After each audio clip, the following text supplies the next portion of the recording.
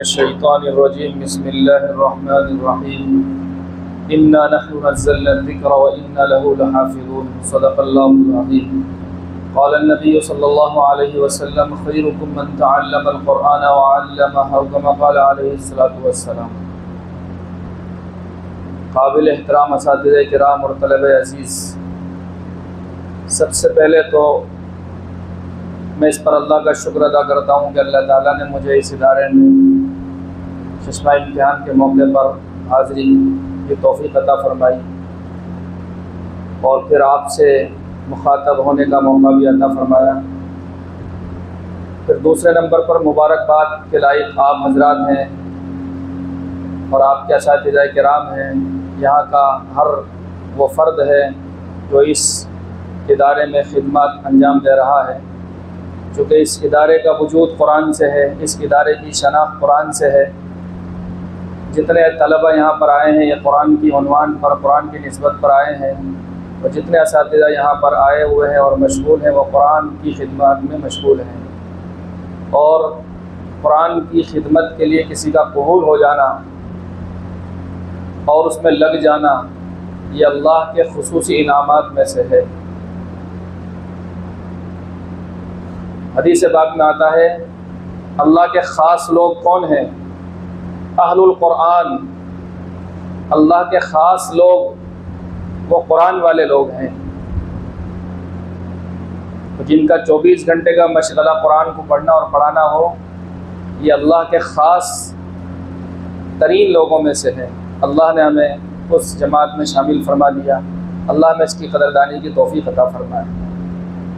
वक्त की तंगी की वजह से 2-3 बातें तलबा किराम से ख़ास तौर से अर्ज़ की जा रही हैं। अल्लाह करे हम सब की ज़िंदगी में और अमल में आ जाए। सबसे पहले तो अपने आप को खुश नसीब समझें कि हम कुरान की तालीम के लिए चुने गए हैं। हमारा यहाँ आना इत्तिफ़ाक़न नहीं है कि किसी ने तावीज़ बना दिया और हम मदरसे में आ गए, बल्कि ये अल्लाह की तरफ से हमारा इंतखाब है। और ये बात ख़ुद कुरान कह रहा है, सुम्मा औरथनल किताब अल्लज़ीना अस्तफ़ैना मिन इबादिना। फिर हमने अपने बंदों में से चुना और छांटा उनको जिनको पसंद किया, अपनी किताब के लिए जिनको चाहा और जिनको पसंद किया उनको हमने चुना। तो इसलिए कुरान की निस्बत पर हमारा यहाँ आना ये अल्लाह की तरफ से हमारा इंतखाब है। अल्लाह में इसकी कदरदानी की तौफ़ीक़ अता फरमा दे। जब हम कुरान के लिए चुन ही लिए गए और इस अजीम दौलत के लिए हमारा इंतखाब हो ही गया, तो अब इसकी कदरदानी ये है कि हम इसकी मेहनत में उस तरह लग जाएं जिस तरह मेहनत में लगने का हक़ है। नाज़रा पढ़ रहे हों या नूरानी कायदा पढ़ रहे हों या हिफ्ज़ पढ़ रहे हों, अब वो कुरान पर ऐसी मेहनत करें और कुरान के लिए अपने आप को ऐसा थकाएं और खपाएं कि हम औरों के लिए नमूना बन जाएं, हम अपने इदारे की पहचान बन जाएं, हम अपने असातिज़ा किराम के नाम को रोशन करने का ज़रिया बन जाएं, हम अपने माँ बाप के नाम की सुरखरुई और बुलंदी का ज़रिया बन जाएं, हम अपने ख़ानदान और इलाक़े के नाम की सुरखरुई और बुलंदी का ज़रिया बन जाएं। ये अब हमारी ज़िम्मेदारी है। यहाँ आकर हम कुरान पर ऐसी मेहनत करें और ख़ास तौर से कुरान को शौक़ से याद करें। हमारे उस्ताद मोहतरम मुफ्ती शहीद साहब पालनपुरी रहमतुल्लाह अलैह जो दारुल उलूम देवबंद के शेखुल हदीस थे, वो फरमाया करते थे अगर तालिब इल्म शौक़ से पढ़े तो बहुत तेज़ी के साथ उसकी परवाज़ होगी। और ये जो 3 साल मिनिमम हमें हिफ्ज़ करने में लग रहे हैं, ये घटकर 1.5 साल पर आ जाएगा। ये ज़माना जो 3 साल का है ये घटकर 1.5 साल पर साल भर पे आ जाएगा। कुरान की परवाज़ शौक़ के परों से तेज़ होती है और ऊंची होती है और स्पीड से होती है, लेकिन अक्सर अब तलबा हिफ्ज़ वाले वो शौक़ से नहीं पढ़ते,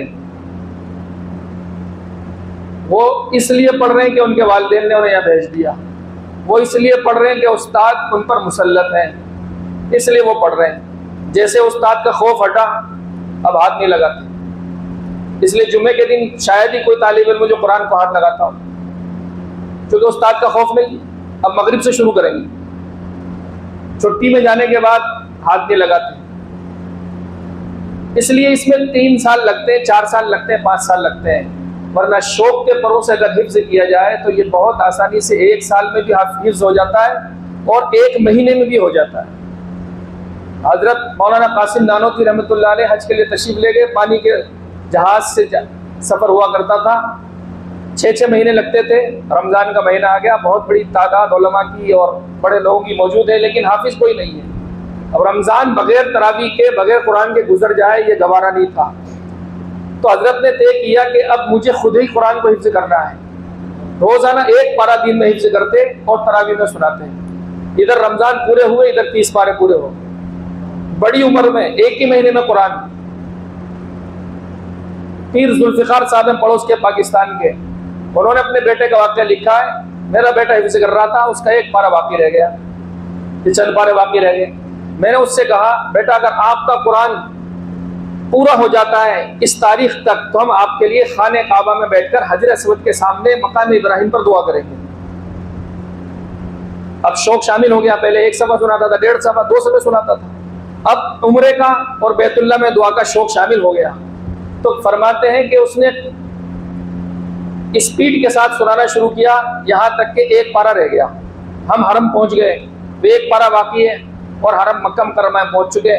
होटल में मैंने कहा, बेटा अगर ये 1 पारा अगर आज आप सुना दो तो मैं मकाम इब्राहिम पर आपके लिए दुआ करूँ। चुनांचे उसने बैठकर याद करना शुरू किया। थोड़ी देर में पाव पारा ले आया, पाव पारा सुनाया। दोबारा गया, थोड़ी देर में पाव पारा, तीबारा गया, पाव पारा, चौथी बार में पाव पारा, मकाम इब्राहिम पर दुआ।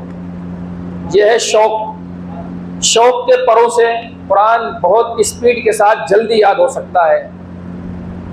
तो इसलिए अल्लाह से मांगना है, अल्लाह तो हमें कुरान को याद करने का शौक दे दे। खौफ से नहीं, शौक से याद करें कुरान को शौक से याद करें तो बहुत जल्दी कुरान याद हो जाएगा। जो बाकी वक्त बचेगा तो आगे और बहुत सारे फ़नून हैं, बहुत सारे उलूम हैं, उनको सीखने में हमारे काम आएगा। लेकिन अब कुरान में ही 5 साल लगा दिए, 10 साल लगा दिए, 18 साल की उम्र कुरान में हो गई, तब आलिमत में क्या करेगा और वो आगे फ़नून को कैसे हासिल करेगा। इसलिए एक ख़ास दरख्वास्त तो ये है कि कुरान को शौक़ से हासिल करें। दूसरी चीज़, उसके लहजे में कमाल पैदा करें और उसकी तजवीद और सेहत में कमाल पैदा करें। जितना कुरान को अच्छे लहजे में पढ़ा जाएगा उतना ही ज़्यादा कुरान को सुनने में भी मज़ा आएगा और पढ़ने में भी मज़ा आएगा। इसलिए अल्लाह के नबी का इरशाद है, क़रऊल कुरान बिलुहूनिल अरब, कुरान को अरबों के लहजे में पढ़ो। असल लहजा तो अरबों का है, उन पर नाजिल हुआ है, वो बराह रास्त मुखातब है। तो जितना उनके लहजे की प्रैक्टिस और मशक की जाएगी और उस लहजे की कॉपी करने की कोशिश की जाएगी और उसको इख्तियार किया जाएगा, उतना ही कुरान में लज्जत बढ़ती चली जाएगी। कुरान एक ऐसी पुरकशिश किताब है जिससे ज़्यादा पुरकशिश कोई चीज़ दुनिया में है ही नहीं है, बशर्ते कि कुरान को सेहत, अदायगी और हुस्न लहजे और हुस्न सोच के साथ पढ़ा जाए। इसीलिए दाऊद अलैहिस्सलाम जब ज़बूर पढ़ते थे, जो अल्लाह की किताब है, तो परिंदे रुक जाते थे, परिंदे रुक जाते थे, मौजों के अंदर सुकून पैदा हो जाता था। ये तो ज़बूर का हाल है, तो जब कुरान पढ़ा जाएगा तो फिर कुरान का क्या हाल होगा, जो सय्यदुल कुतुब है, सारी किताबों की सरदार है। जब उसको उसके हक के साथ पढ़ा जाएगा तो कितनी लज्जत आएगी और कितना मज़ा आएगा। सहाबा उसी लहजे, उसी अंदाज में पढ़ा करते थे। इसीलिए हज़रत फ़ातिमा रज़ी अल्लाह तआला अन्हा ने दो ही रकात में सुबह कर दी। एक सहाबी ने 2 ही रकात में सुबह कर दी। इमाम अबू हनीफा रहमतुल्लाह अलैह रोज़ाना इशा की नमाज के बाद नमाज में खड़े होते और फजर तक कुरान पढ़ा करते थे। 40 साल तक का यही मामूल रहा है। अल्लाह के नबी सल्लल्लाहु अलैहि वसल्लम की मुखालफत करते थे अबू जहल, अबू लहब दिन में, और रात होती तो अल्लाह के नबी जहाँ कुरान पढ़ते छुपके से अंधेरे में आते, वो कुरान सुनते थे। दिन में मुखालफत और रात में उसके बगैर चैन नहीं। उबई इब्ने काब ऐसा शानदार कुरान पढ़ते थे, एक मरतबा अल्लाह के नबी फरमाने लगे, उबई मुझे कुरान सुनाओ। तो अल्लाह के नबी हज़रत उबई फरमाने लगे, अल्लाह कुरान आप पर तो नाजिल हुआ है, आपको सुनाऊं? कि हाँ, आप मुझे सुनाओ, मुझे अल्लाह ने हुक्म दिया है। समझिए कि अल्लाह ने मेरा नाम लेकर कहा है, अल्लाहु सम्मानी, कि हाँ अल्लाह ने तुम्हारा नाम लेकर कहा है। अब उबई कुरान सुना रहे, उम्मती कुरान सुना रहा, नबी कुरान सुन रहे। कैसा कुरान पढ़ते होंगे। आसमान के फरिश्ते उनके कुरान को सुनने के लिए जमीन पर उतरा करते थे। इसलिए इसमें कमाल पैदा करना है। आप ये ना समझिए कि हमारा आगे मुस्तकबिल क्या होगा, हमारा फ्यूचर क्या होगा, वो कुरान से हमें क्या मिलेगा। कुरान की मिसाल उलमा ने लिखी है, ये चुम्बक की तरह है। जिस तरह चुम्बक चारों तरफ के लोहे को अपनी तरफ खींच लेती है, उसी तरह कुरान को अगर सही पढ़ा जाएगा और पढ़ा जाएगा और इसमें कमाल पैदा कर लिया जाएगा तो पूरी दुनिया से आप ही की डिमांड आ रही है। हर स्टेज पर आप ही हैं, हर मजलिस में आप ही हैं, रिस्क तो आपके आगे आगे चलेगा। एक मरतबा खादिम कुरान हज़रत मौलाना गुलाम मस्तानी साहब मुसाफिर खाने में तशरीफ लाए थे चंद सालों पहले। बयान हुआ, उन्होंने बयान के दौरान कहा, लोग कहते हैं हाफिज बन के, आलिम बन के, मुफ्ती बन के खाएंगे कहाँ से। फरमाने लगे, कुरान पर जो मेहनत कर लेते हैं गोश्त तो उनके आगे आगे चलता है, गोश्त से नीचे तो बात ही नहीं है, जो सय्यदुत ताम है। क्योंकि कुरान सारी किताबों की सरदार और गोश्त सारे खानों का सरदार, तो गोश्त तो इनके आगे आगे चलता है, बशर्ते कि कुरान पर सही मेहनत हो जाए। और पब्लिक का अजीब हाल है, जब तक आलिम नहीं बनते तो ये सोचते खाएंगे कहाँ से, ये कहते फिरते खाएंगे कहाँ से, इसलिए आलिम नहीं बनाते, हाफिज नहीं बनाते। और जब आलिम हाफिज बन जाते हैं तो फिर कहते हैं सबसे ज्यादा खाते भी यही है।